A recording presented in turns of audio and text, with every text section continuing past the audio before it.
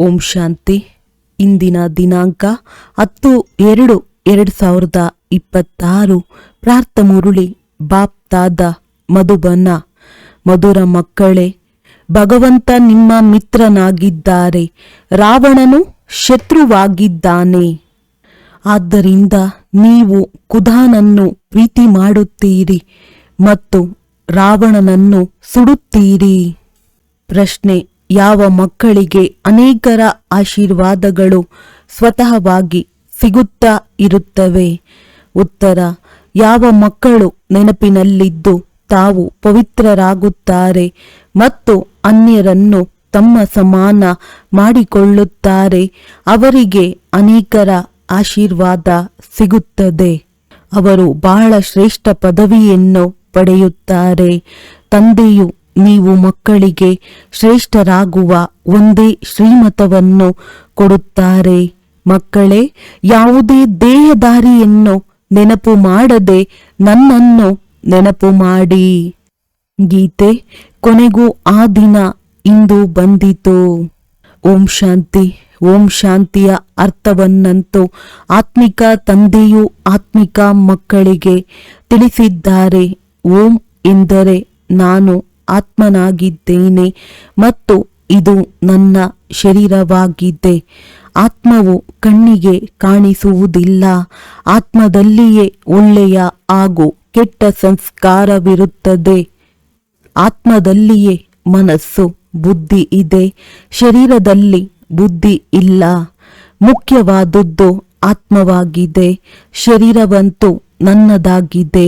ಆತ್ಮವನ್ನು ಯಾರೂ ನೋಡಲು ಸಾಧ್ಯವಿಲ್ಲ. ಶರೀರವನ್ನು ಆತ್ಮವು ನೋಡುತ್ತದೆ. ಆತ್ಮವನ್ನು ಶರೀರವು ನೋಡಲು ಸಾಧ್ಯವಿಲ್ಲ. ಆತ್ಮವು ಹೊರಟು ಹೋಗುತ್ತದೆ ಎಂದರೆ ಶರೀರವು ಜಡವಾಗಿ ಬಿಡುತ್ತದೆ. ಆತ್ಮವನ್ನು ಕಣ್ಣಿನಿಂದ ನೋಡಲು ಸಾಧ್ಯವಿಲ್ಲ. ಶರೀರವನ್ನು ನೋಡಲಾಗುತ್ತದೆ. ಹಾಗೆಯೇ ಆತ್ಮಕ್ಕೆ ಯಾವ ತಂದೆ ಇದ್ದಾರೆ, ಯಾರನ್ನು ಓ ಗಾಡ್ ಫಾದರ್ ಎಂದು ಹೇಳುತ್ತಾರೆ, ಅವರು ಸಹ ಸ್ಥೂಲ ಕಣ್ಣುಗಳಿಗೆ ಕಾಣುವುದಿಲ್ಲ. ಅವರನ್ನು ತಿಳಿದುಕೊಳ್ಳಬಹುದು, ಅನುಭವ ಮಾಡಲಾಗುತ್ತದೆ. ನಾವಾತ್ಮರೆಲ್ಲರೂ ಸಹೋದರರಾಗಿದ್ದೇವೆ. ಶರೀರದಲ್ಲಿ ಬಂದಾಗ ಇವರು ಸಹೋದರ ಸಹೋದರರು, ಇವರು ಸಹೋದರ ಸಹೋದರಿ ಎಂದು ಹೇಳುತ್ತಾರೆ. ಆತ್ಮಗಳ ರೂಪದಲ್ಲಿ ಎಲ್ಲರೂ ಸಹೋದರರಾಗಿದ್ದಾರೆ. ಆತ್ಮಗಳ ತಂದೆಯು ಪರಮಪಿತ ಪರಮಾತ್ಮನಾಗಿದ್ದಾರೆ. ದೈಹಿಕ ಸಹೋದರ ಸಹೋದರಿಯರು ಒಬ್ಬರು ಇನ್ನೊಬ್ಬರನ್ನು ನೋಡುತ್ತಾರೆ. ಆತ್ಮರ ತಂದೆಯು ಒಬ್ಬರೇ ಆಗಿದ್ದಾರೆ. ಅವರನ್ನು ನೋಡಲು ಸಾಧ್ಯವಿಲ್ಲ. ಆದ್ದರಿಂದ ಈಗ ಹಳೆಯ ಪ್ರಪಂಚವನ್ನು ಹೊಸದನ್ನಾಗಿ ಮಾಡಲು ತಂದೆಯು ಬಂದಿದ್ದಾರೆ. ಹೊಸ ಪ್ರಪಂಚ ಸತ್ಯಯುಗವಿತ್ತು. ಈಗ ಹಳೆಯ ಪ್ರಪಂಚ ಕಲಿಯುಗವಾಗಿದೆ. ಇದು ಈಗ ಪರಿವರ್ತನೆಯಾಗಬೇಕಾಗಿದೆ. ಹಳೆಯ ಪ್ರಪಂಚವಂತೂ ಸಮಾಪ್ತಿಯಾಗಬೇಕಲ್ಲವೇ? ಹಳೆಯ ಮನೆಯು ಸಮಾಪ್ತಿಯಾಗಿ ಹೊಸ ಮನೆಯಾಗುತ್ತದೆ ಎಲ್ಲವೇ? ಹಾಗೆಯೇ ಈ ಹಳೆಯ ಪ್ರಪಂಚವು ಸಮಾಪ್ತಿಯಾಗಬೇಕಾಗಿದೆ.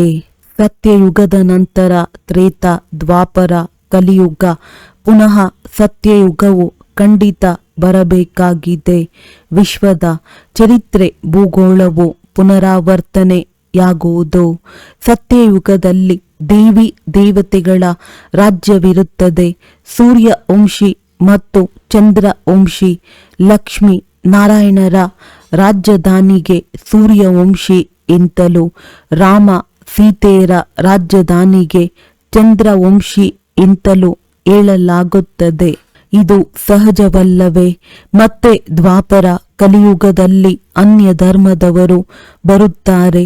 ಯಾವ ದೇವತೆಗಳು ಪವಿತ್ರರಾಗಿದ್ದರೋ ಅವರು ಅಪವಿತ್ರರಾಗಿ ಬಿಡುತ್ತಾರೆ. ಇದಕ್ಕೆ ರಾವಣ ರಾಜ್ಯವೆಂದು ಹೇಳಲಾಗುತ್ತದೆ.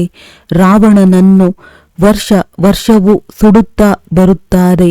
ಆದರೆ ಸುಟ್ಟು ಹೋಗುವುದೇ ಇಲ್ಲ. ಮತ್ತೆ ಮತ್ತೆ ಸುಡುತ್ತಿರುತ್ತಾರೆ. ರಾವಣನು ಎಲ್ಲರಿಗಿಂತ ದೊಡ್ಡ ಶತ್ರುವಾಗಿದ್ದಾನೆ. ಆದ್ದರಿಂದ ಅವನನ್ನು ಸುಡುವ ಪದ್ಧತಿ ಇದೆ. ಭಾರತದ ನಂಬರ್ 1 ಶತ್ರು ಯಾರು? ಮತ್ತೆ ನಂಬರ್ 1 ಮಿತ್ರನು ಸದಾ ಸುಖ ಕೊಡುವವರು ಖುದಾ ಆಗಿದ್ದಾರೆ. ಖುದಾನಿಗೆ ದೋಸ್ತ್ ಎಂದು ಹೇಳುತ್ತಾರಲ್ಲವೇ? ಇದರ ಮೇಲೆ ಒಂದು ಕಥೆಯೂ ಇದೆ ಅಂದಾಗ ಖುದಾನು ದೋಸ್ತ್ ಅರ್ಥಾತ್ ಮಿತ್ರನಾಗಿದ್ದಾನೆ, ರಾವಣನು ಶತ್ರುವಾಗಿದ್ದಾನೆ. ಖುದಾ ದೋಸ್ತನನ್ನು ಎಂದು ಸುಡುವುದಿಲ್ಲ, ರಾವಣನು ಶತ್ರುವಾಗಿದ್ದಾನೆ. ಆದ್ದರಿಂದ 10 ತಲೆಗಳ ರಾವಣನನ್ನಾಗಿ ಮಾಡಿ ವರ್ಷವೂ ಸುಡುತ್ತಾರೆ. ನಮಗೆ ರಾಮರಾಜ್ಯ ಬೇಕೆಂದು ಗಾಂಧೀಜಿಯೂ ಹೇಳುತ್ತಿದ್ದರು. ರಾಮರಾಜ್ಯದಲ್ಲಿ ಸುಖ, ರಾವಣ ರಾಜ್ಯದಲ್ಲಿ ದುಃಖವಿದೆ. ಇದನ್ನು ಯಾರು ಕುಳಿತು ತಿಳಿಸುತ್ತಾರೆ?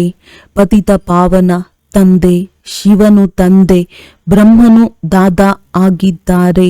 ತಂದೆಯು ಯಾವಾಗಲೂ ಬಾಪ್ ದಾದಾ ಎಂದು ಸಹಿ ಮಾಡುತ್ತಾರೆ. ಪ್ರಜಾಪಿತ ಬ್ರಹ್ಮನೂ ಸಹ ಎಲ್ಲರ ತಂದೆಯಾದರು. ಇವರಿಗೆ ಆಡಮ್ ಎಂತಲೂ ಹೇಳಲಾಗುತ್ತದೆ. ಅವರಿಗೆ ಗ್ರೇಟ್ ಗ್ರೇಟ್ ಗ್ರ್ಯಾಂಡ್ ಫಾದರ್ ಎಂತಲೂ ಹೇಳಲಾಗುತ್ತದೆ. ಮನುಷ್ಯ ಸೃಷ್ಟಿಯಲ್ಲಿ ಪ್ರಜಾಪಿತನಾದರು. ಪ್ರಜಾಪಿತ ಬ್ರಹ್ಮನ ಮೂಲಕ ಬ್ರಾಹ್ಮಣರನ್ನು ರಚಿಸಲಾಗುತ್ತದೆ. ಮತ್ತೆ ಬ್ರಾಹ್ಮಣರೇ ದೇವತೆಗಳಾಗುತ್ತಾರೆ. ದೇವತೆಗಳು ಕ್ಷತ್ರಿಯರು ವೈಶ್ಯ ಶೂದ್ರರಾಗಿ ಬಿಡುತ್ತಾರೆ. ಇವರಿಗೆ Prajapita Brahma great great grand father ಎಂದು ಹೇಳಲಾಗುತ್ತದೆ. ಮನುಷ್ಯ ಸೃಷ್ಟಿಗೆ ಹಿರಿಯ ಪ್ರಜಾಪಿತ ಬ್ರಹ್ಮನಿಗೆ ಎಷ್ಟೊಂದು ಮಕ್ಕಳು ಇದ್ದಾರೆ. ಬಾಬಾ ಬಾಬಾ ಎಂದು ಹೇಳುತ್ತಿರುತ್ತಾರೆ. ಇವರು ಸಾಕಾರ ತಂದೆಯಾಗಿದ್ದಾರೆ. ಶಿವನು ನಿರಾಕಾರ ತಂದೆಯಾಗಿದ್ದಾರೆ. ಪ್ರಜಾಪಿತ ಬ್ರಹ್ಮನ ಮೂಲಕ ಹೊಸ ಮನುಷ್ಯ ಸೃಷ್ಟಿಯನ್ನು ರಚಿಸುತ್ತಾರೆಂದು ಗಾಯನವಿದೆ. ಈಗ ನಿಮ್ಮದು ಇದು ಹಳೆಯ ಪೊರೆಯಾಗಿದೆ. ಪತಿತ ಪ್ರಪಂಚ ರಾವಣನ ಪ್ರಪಂಚವಾಗಿದೆ. ಈಗ ರಾವಣನ ಆಸುರಿ ಪ್ರಪಂಚವು ಸಮಾಪ್ತಿಯಾಗಿ ಬಿಡುವುದು. ಅದಕ್ಕಾಗಿಯೇ ಈ ಮಹಾಭಾರತ ಯುದ್ಧವಿದೆ. ಮತ್ತೆ ಸತ್ಯಯುಗದಲ್ಲಿ ಈ ರಾವಣ ಶತ್ರುವನ್ನು ಯಾರು ಸುಡುವುದೇ ಇಲ್ಲ, ರಾವಣನಿರುವುದೇ ಇಲ್ಲ. ರಾವಣನೇ ದುಃಖದ ಪ್ರಪಂಚವನ್ನಾಗಿ ಮಾಡಿದ್ದಾನೆ. ಇಲ್ಲಿ ಯಾರ ಬಳಿ ಬಹಳಷ್ಟು ಹಣವಿದೆಯೋ, ದೊಡ್ಡ ದೊಡ್ಡ ಮೆಹಲುಗಳಲ್ಲಿದ್ದಾರೆಯೋ ಅವರು ಸ್ವರ್ಗದಲ್ಲಿದ್ದಾರೆ ಎಂದಲ್ಲ. ತಂದೆಯು ತಿಳಿಸುತ್ತಾರೆ, ಬಲೆ ಯಾರ ಬಳಿಯಾದರೂ ಕೋಟಿಗಳಿರಬಹುದು, ಆದರೆ ಇದೆಲ್ಲವೂ ಮಣ್ಣು ಪಾಲಾಗುವುದು. ಹೊಸ ಪ್ರಪಂಚದಲ್ಲಿ ಮತ್ತೆ ಹೊಸ ಗಣಿಗಳಿರುತ್ತವೆ. ಆದ್ದರಿಂದ ಹೊಸ ಪ್ರಪಂಚದ ಮೆಹಲು ಇತ್ಯಾದಿಗಳನ್ನು ಕಟ್ಟಿಸುತ್ತಾರೆ. ಈ ಹಳೆಯ ಪ್ರಪಂಚವು ಈಗ ಸಮಾಪ್ತಿಯಾಗುವುದಿದೆ. ಮನುಷ್ಯರು ಸದ್ಗತಿಗಾಗಿ ಭಕ್ತಿ ಮಾಡುತ್ತಾರೆ. ನಮ್ಮನ್ನು ಪಾವನ ಮಾಡಿ ನಾವು ವಿಕಾರಿಗಳಾಗಿ ಬಿಟ್ಟಿದ್ದೇವೆ. ವಿಕಾರಿಗಳಿಗೆ ಪತಿತರೆಂದು ಹೇಳಲಾಗುತ್ತದೆ. ಸತ್ಯಯುಗದಲ್ಲಿ ಇರುವುದೇ ಸಂಪೂರ್ಣ ನಿರ್ವಿಕಾರಿಗಳು.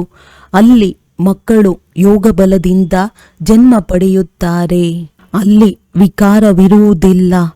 ದೇಹಾಭಿಮಾನವಾಗಲಿ ಕಾಮಕ್ರೋಧವಾಗಲಿ ಪಂಚವಿಕಾರಗಳೇ ಇರುವುದಿಲ್ಲ. ಆದ್ದರಿಂದ ಅಲ್ಲಿ ಎಂದು ರಾವಣನನ್ನು ಸುಡುವುದಿಲ್ಲ. ಇಲ್ಲಿ ರಾವಣ ರಾಜ್ಯವಿದೆ. ಈಗ ತಂದೆಯು ತಿಳಿಸುತ್ತಾರೆ, ನೀವು ಪವಿತ್ರರಾಗಿ ಈ ಪತಿತ ಪ್ರಪಂಚವು ಸಮಾಪ್ತಿಯಾಗಲಿದೆ. ಅಂದಾಗ ಯಾರು ಶ್ರೀಮತದಂತೆ ಪವಿತ್ರರಾಗಿರುವರೋ ಅವರೇ ತಂದೆಯ ಮತದಂತೆ ನಡೆದು ವಿಶ್ವದ ರಾಜಧಾನಿಯ ಆಸ್ತಿಯನ್ನು ಪಡೆಯುತ್ತಾರೆ. ಈ ಲಕ್ಷ್ಮೀನಾರಾಯಣರ ರಾಜ್ಯವಿತ್ತಲ್ಲವೇ? ಈಗಂತೂ ರಾವಣ ರಾಜ್ಯವಾಗಿದೆ. ಇದು ಸಮಾಪ್ತಿಯಾಗುವುದು. ಸತ್ಯಯುಗಿ ರಾಮರಾಜ್ಯವು ಸ್ಥಾಪನೆಯಾಗುತ್ತದೆ.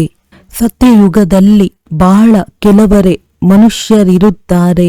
ರಾಜಧಾನಿಯು ದೆಹಲಿಯಾಗಿರುತ್ತದೆ. ಅಲ್ಲಿ ಲಕ್ಷ್ಮೀ ನಾರಾಯಣರ ರಾಜ್ಯವಿರುತ್ತದೆ. ದೆಹಲಿಯು ಸತ್ಯಯುಗದಲ್ಲಿ ಫರಿಸ್ತಾನವಾಗಿತ್ತು. ದೆಹಲಿಯೇ ರಾಜ್ಯ ಸಿಂಹಾಸನವಾಗಿತ್ತು. ರಾವಣ ರಾಜ್ಯದಲ್ಲಿಯೂ ದೆಹಲಿಯೇ ರಾಜಧಾನಿಯಾಗಿದೆ. ರಾಮ ರಾಜ್ಯದಲ್ಲಿಯೂ ಇದೇ ರಾಜಧಾನಿಯಾಗಿರುತ್ತದೆ.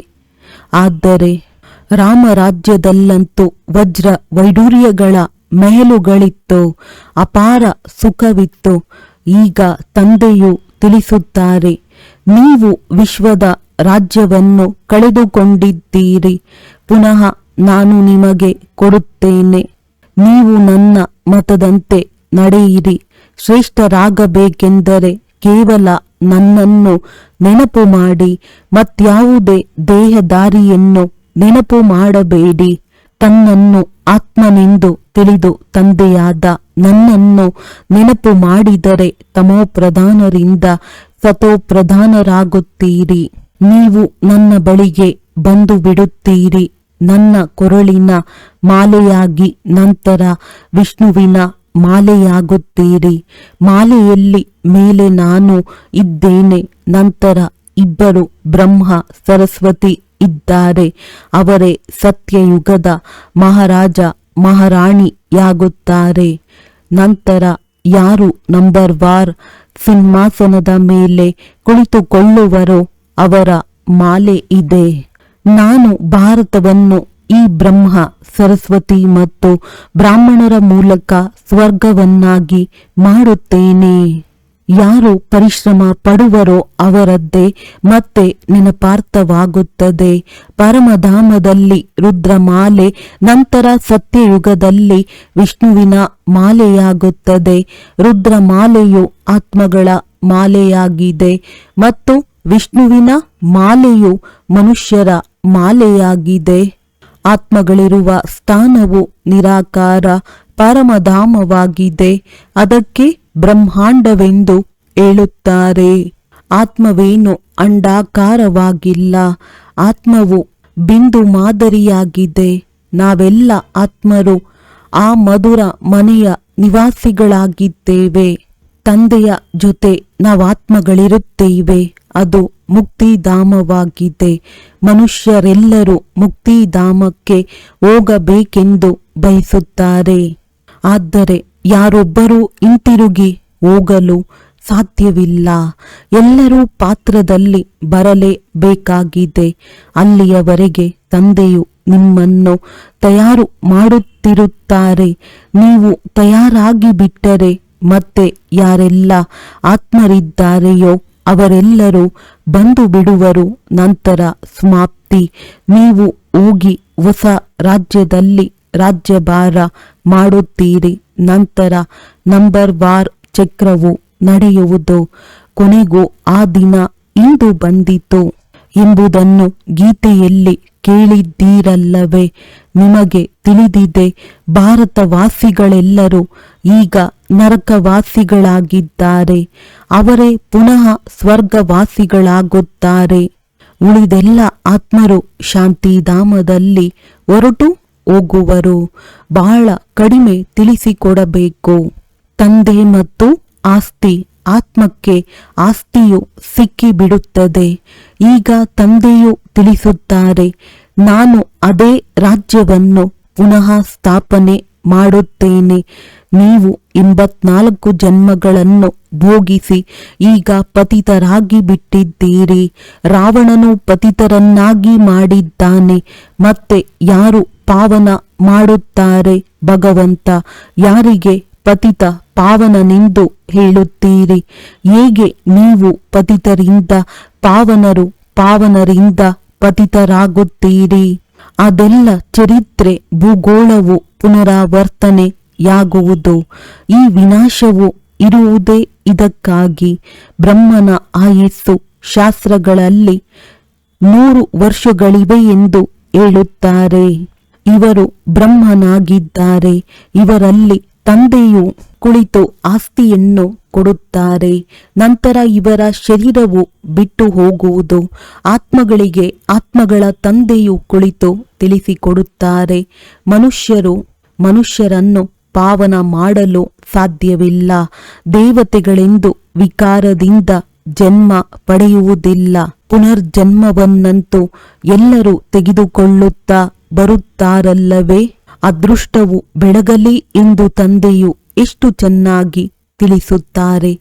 ತಂದೆಯು ಬರುವುದೇ ಮನುಷ್ಯ ಮಾತ್ರರ ಅದೃಷ್ಟವನ್ನು ಬೆಳಗಿಸಲು, ಏಕೆಂದರೆ ಎಲ್ಲರೂ ಪತಿತ ದುಃಖಿಯಾಗಿದ್ದಾರೆ.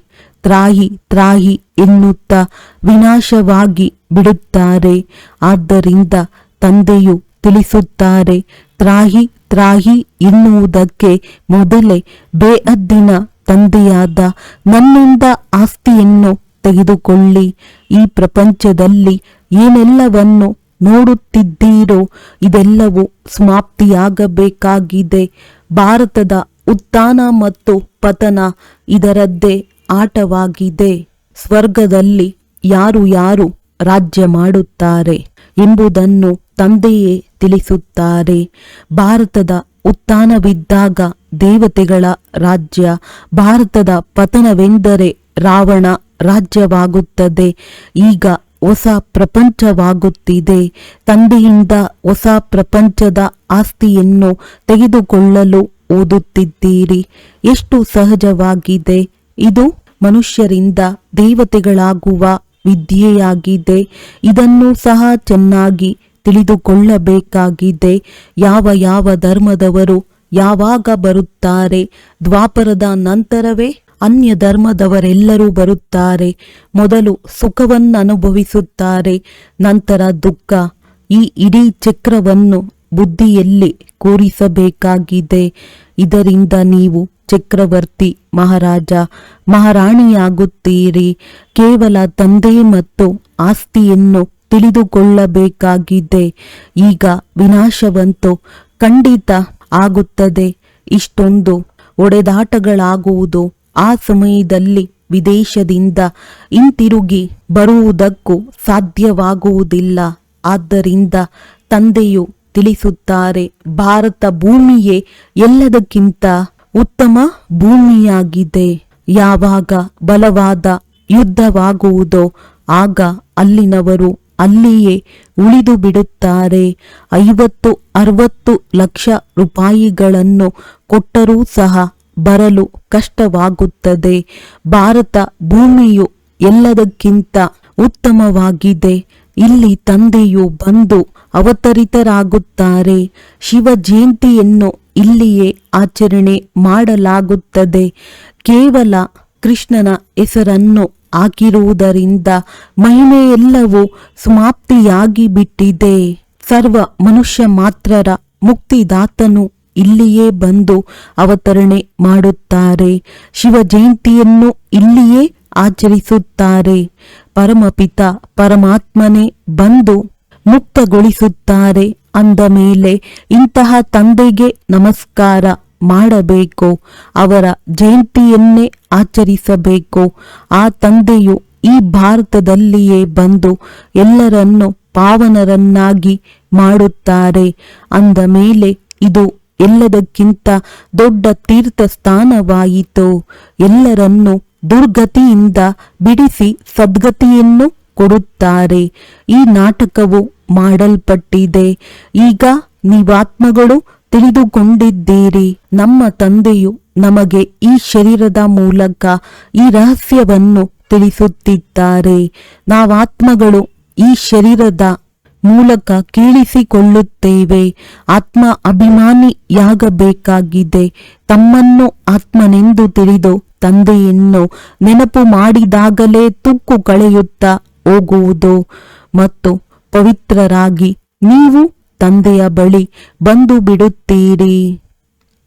ಎಷ್ಟು ನೆನಪು ಮಾಡುತ್ತೀರೋ ಅಷ್ಟು ಪವಿತ್ರರಾಗುತ್ತೀರಿ. ಅನ್ಯರನ್ನು ತಮ್ಮ ಸಮಾನ ಮಾಡಿಕೊಂಡಾಗ ಅನೇಕರ ಆಶೀರ್ವಾದವು ಸಿಗುವುದು. ಶ್ರೇಷ್ಠ ಪದವಿಯನ್ನು ಪಡೆಯುತ್ತೀರಿ. ಆದ್ದರಿಂದಲೇ ಸೆಕೆಂಡಿನಲ್ಲಿ ಜೀವನ್ಮುಕ್ತಿ ಎಂದು ಗಾಯನವಿದೆ. ಒಳ್ಳೆಯದು. ಮಧುರಾತಿ ಮಧುರ ಅಗಲಿ ಹೋಗಿ ಮರಳಿ ಸಿಕ್ಕಿರುವ ಮಕ್ಕಳ ಪ್ರತಿ ಮಾತ್ಪಿತಾ ಬಾಪ್ ದಾದಾರವರ ನೆನಪು, ಪ್ರೀತಿ ಹಾಗೂ ಸುಪ್ರಭಾತ. ಆತ್ಮಿಕ ಮಕ್ಕಳಿಗೆ ಆತ್ಮಿಕ ತಂದೆಯ ನಮಸ್ತೆ. ಧಾರಣೆಗಾಗಿ ಮುಖ್ಯ ಸಾರ. ಶ್ರೀಮತದನುಸಾರ ಪವಿತ್ರರಾಗಿ ಪ್ರತಿ ಹೆಜ್ಜೆಯಲ್ಲಿ ತಂದೆಯ ಮತದಂತೆ ನಡೆದು ವಿಶ್ವ ರಾಜ್ಯ ಭಾಗ್ಯವನ್ನು ತೆಗೆದುಕೊಳ್ಳಬೇಕಾಗಿದೆ. ತಂದೆಯ ಸಮಾನ ದುಃಖಹರ್ತ ಸುಖಕರ್ತನಾಗಬೇಕಾಗಿದೆ. ಮನುಷ್ಯರಿಂದ ದೇವತೆಗಳಾಗುವ ಈ ವಿದ್ಯೆಯನ್ನು ಸದಾ ಓದುತ್ತಿರಬೇಕಾಗಿದೆ. ಎಲ್ಲರನ್ನೂ ತಮ್ಮ ಸಮಾನ ಮಾಡಿಕೊಳ್ಳುವ ಸೇವೆ ಮಾಡಿ ಆಶೀರ್ವಾದವನ್ನು ಪ್ರಾಪ್ತಿ ಮಾಡಿಕೊಳ್ಳಬೇಕಾಗಿದೆ. ವರದಾನ: ಕಲ್ಯಾಣದ ವೃತ್ತಿ ಹಾಗೂ ಶುಭಚಿಂತಕ ಭಾವದ ಮೂಲಕ ವಿಶ್ವ ಕಲ್ಯಾಣಕ್ಕೆ ನಿಮಿತ್ತರಾಗುವಂತಹ ತೀವ್ರ ಪುರುಷಾರ್ಥಿ ಭವ. ಯಾರು ಎಲ್ಲರ ಬಗ್ಗೆ ಕಲ್ಯಾಣದ ವೃತ್ತಿ ಹಾಗೂ ಶುಭಚಿಂತಕ ಭಾವವನ್ನಿಡುತ್ತಾರೆಯೋ ಅವರೇ ತೀವ್ರ ಪುರುಷಾರ್ಥಿ ಆಗಿದ್ದಾರೆ. ಬಲೆ ಯಾರಾದರೂ ಮತ್ತೆ ಮತ್ತೆ ಬೀಳಿಸಲು ಪ್ರಯತ್ನಿಸಲಿ, ಮನಸ್ಸನ್ನು ಏರುಪೇರು ಮಾಡಲಿ, ವಿಘ್ನ ರೂಪವೇ ಆಗಿರಲಿ, ಆದರೂ ಸಹ ಅವರ ಬಗ್ಗೆ ತಮ್ಮಲ್ಲಿ ಸದಾ ಶುಭಚಿಂತಕನ ಅಡೋಲ ಭಾವವಿರಲಿ. ಮಾತಿನ ಕಾರಣ ಭಾವನೆಯು ಬದಲಾಗಬಾರದು. ಪ್ರತಿಯೊಂದು ಪರಿಸ್ಥಿತಿಯಲ್ಲಿ ವೃತ್ತಿ ಹಾಗೂ ಭಾವವು ಯಥಾರ್ಥವಾಗಿ ಇದ್ದರೆ ತಮ್ಮ ಮೇಲೆ ಅದರ ಪ್ರಭಾವ ಬೀರುವುದಿಲ್ಲ. ನಂತರ ಯಾವುದೇ ವ್ಯರ್ಥ ಮಾತುಗಳು ಕಾಣಿಸುವುದೇ ಇಲ್ಲ. ಸಮಯವು ಉಳಿತಾಯವಾಗುವುದು. ಇದೇ ವಿಶ್ವ ಕಲ್ಯಾಣಕಾರಿಯ ಸ್ಥಿತಿಯಾಗಿದೆ. ಸ್ಲೋಗನ್: ಸಂತುಷ್ಟತೆಯು ಜೀವನದ ಶೃಂಗಾರವಾಗಿದೆ. ಆದ್ದರಿಂದ ಸಂತುಷ್ಟ ಮಣಿಯಾಗಿದ್ದು ಸಂತುಷ್ಟವಾಗಿರಿ ಮತ್ತು ಸರ್ವರನ್ನು ಸಂತುಷ್ಟಗೊಳಿಸಿರಿ. ಅವ್ಯಕ್ತ ಸೂಚನೆ: ಏಕತೆ ಮತ್ತು ವಿಶ್ವಾಸದ ಗುಣಲಕ್ಷಣಗಳ ಮೂಲಕ ಸಫಲತಾ ಸಂಪನ್ನರಾಗಿರಿ. ಏಕಮತ ಅರ್ಥಾತ್ ಏಕತೆಯ ವಾತಾವರಣ ಮಾಡುವುದಕ್ಕೆ ಸಮಾವೇಶಿಸುವ ಶಕ್ತಿ ಧಾರಣೆ ಮಾಡಿ. ಭಿನ್ನತೆಯನ್ನು ಸಮಾವೇಶಿಸಿಕೊಳ್ಳಿ. ಪ್ರತಿಯೊಬ್ಬರ ವಿಶೇಷತೆಗಳನ್ನು ನೋಡಿ, ಕೊರತೆಗಳನ್ನು ಸ್ವಲ್ಪವೂ ನೋಡಲೇಬಾರದು. ಹೇಗೆ ಚಂದ್ರಮ ಅಥವಾ ಸೂರ್ಯಕ್ಕೆ ಗ್ರಹಣ ಹಿಡಿಯುತ್ತದೆ ಆಗ ಹೇಳಲಾಗುತ್ತದೆ ಅದನ್ನು ನೋಡಬಾರದು. ಇಲ್ಲವೆಂದರೆ ಗ್ರಹಚಾರಿ ಕುಳಿತುಕೊಳ್ಳುವುದು. ಯಾರದ್ದೇ ಕೊರತೆಯೂ ಸಹ ಗ್ರಹಣವಾಗಿದೆ, ಅದನ್ನು ಎಂದು ನೋಡಬೇಡಿ. ಒಳ್ಳೆಯದು. ಓಂ ಶಾಂತಿ.